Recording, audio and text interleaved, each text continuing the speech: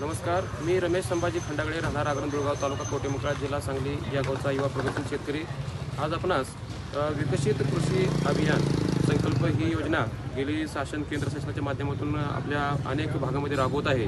तर त्यामध्ये प्रत्येक तालुक्यामध्ये, प्रत्येक गावामध्ये, प्रत्येक प्रभागामध्ये जाऊन ही संकल्पना रुजवण्यासाठी शेतकऱ्यांच्या प्रति हे काम सुरू आहे। तर साधारणपणे 29 मे ते 12 जूनपर्यंत ही योजना या ठिकाणी कार्यरत असून ह्याच्यामध्ये कृषी विज्ञान केंद्र असेल, त्याचबरोबर तुमच्या भागातील असणारी कृषी संशोधन केंद्र असतील, ICAR सारखी सेंटर असतील, हे अगदी केंद्र शासनाचे शास्त्रज्ञ असणारी जी मंडळे आहेत ती एकाच व्यासपीठावरती एकत्रित येऊन त्या ठिकाणी आपल्या प्रत्येक शेतकऱ्यांच्यापर्यंत पोहोचण्याचं काम करतायत आणि त्यांच्या माध्यमातून त्यांच्याकडे असणारी संपूर्ण असं तंत्रज्ञान आणि माहिती त्यांच्यापर्यंत पोहोचण्याचं काम करतायत। आज आपल्या गावामध्ये हा प्रकल्प या ठिकाणी चांगल्या पद्धतीने राबवला गेला जातोय।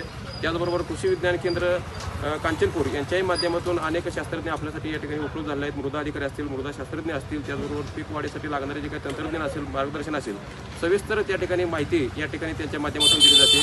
खऱ्या अर्थानं जर का राष्ट्र प्रगत करायचं असेल तर कृषी हा घटक पहिल्यांदा प्रगत झाला पाहिजे। कृषी प्रगत करत असताना शासनाने हे जो धोरण अवलंबले ते अतिशय चांगल्या पद्धतीने अवलंबले।